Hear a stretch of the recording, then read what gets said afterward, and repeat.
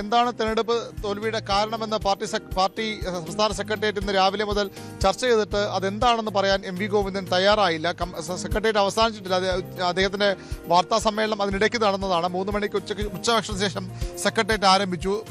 തെരഞ്ഞെടുപ്പ് ഫലം വന്ന തൊട്ടു പിന്നാലെ എം.വി. ഗോവിന്ദൻ മാധ്യമങ്ങളെ കണ്ട് പാർട്ടി നിലപാട് വ്യക്തമാക്കിയിരുന്നു. പിന്നീട് പാർട്ടി സംസ്ഥാന സെക്രട്ടറിയുടെ വാർത്താക്കുറിപ്പും പുറത്തു വന്നു. ഈ ഏതാണ്ട് 48 മണിക്കൂർ ആകുന്നു തെരഞ്ഞെടുപ്പ് ഫലം വന്നിട്ട്. ഇതുവരെയും പ്രതികരിക്കാത്തത് മുഖ്യമന്ത്രി പിണറായി വിജയനാണ്. സംസ്ഥാന സെക്രട്ടറി നേരത്തെയും പ്രതികരിച്ചിരുന്നു. പക്ഷേ ഇന്നത്തെ അദ്ദേഹത്തിന്റെ വാർത്താ സമ്മേളനത്തിലും എന്തുകൊണ്ട് തോറ്റു എന്നതിൽ വ്യക്തമായ ഒരു ഉത്തരമോ മറുപടിയോ ഇല്ല എന്നുള്ള ഏറ്റവും പ്രധാനപ്പെട്ട കാര്യം.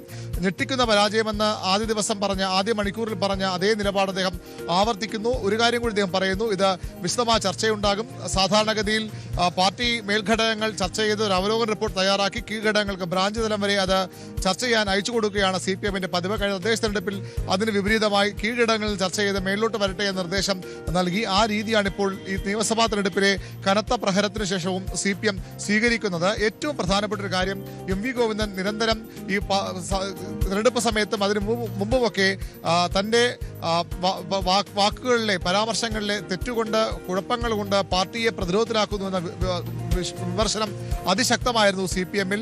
തെരഞ്ഞെടുപ്പിന് ശേഷവും സാമൂഹ്യ മാധ്യമ അക്കൗണ്ടുകളടക്കം ഇന്ന് എം.വി. ഗോവിന്ദന്റെ വാർത്താ സമ്മേളനം അറിയിച്ചുകൊണ്ട് CPM സംസ്ഥാന കമ്മിറ്റിയുടെ പേജിൽ പോലും വലിയ വിമർശനം പാർട്ടി സെക്രട്ടറിക്കെതിരെ ഉയർന്നു വന്നു. പാർട്ടി സെക്രട്ടറി മാറി നിന്നാൽ മാത്രം മതി, ബാക്കി പ്രശ്നങ്ങളൊക്കെ പരിഹരിക്കപ്പെടുമെന്ന അഭിപ്രായങ്ങൾ ഇതിൽ ഉയർന്നു വന്നു. അതിനൊടുവിലാണ് ഇന്ന് അദ്ദേഹം മറ്റു വളരെ ഗുരുതരമായ ഒരു പ്രസ്താവന കൂടി നടത്തിയിരിക്കുന്നത്, വിവാദ പ്രസ്താവന കൂടി നടത്തിയിരിക്കുന്നത്.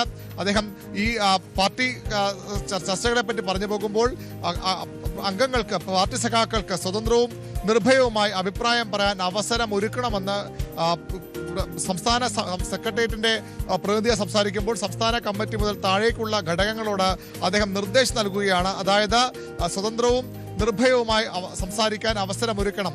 അത് ധ്വനിപ്പിക്കുന്നത്, അല്ലെങ്കിൽ എം.വി. ഗോവിന്ദൻ അത് ബോധപൂർവ്വം പറഞ്ഞാണോ അല്ലേ എന്ന് വ്യക്തമല്ല. എന്തായാലും അദ്ദേഹത്തിന്റെ ആ പരാമർശം കേൾക്കുമ്പോൾ ആർക്കും മനസ്സിലാകുന്നത് ഇതുവരെ CPM-ൽ അങ്ങനെ സ്വതന്ത്രവും നിർഭയവുമായി അഭിപ്രായം പറയാൻ അവസരം ഉണ്ടായിരുന്നില്ല എന്നുള്ളതാണ്.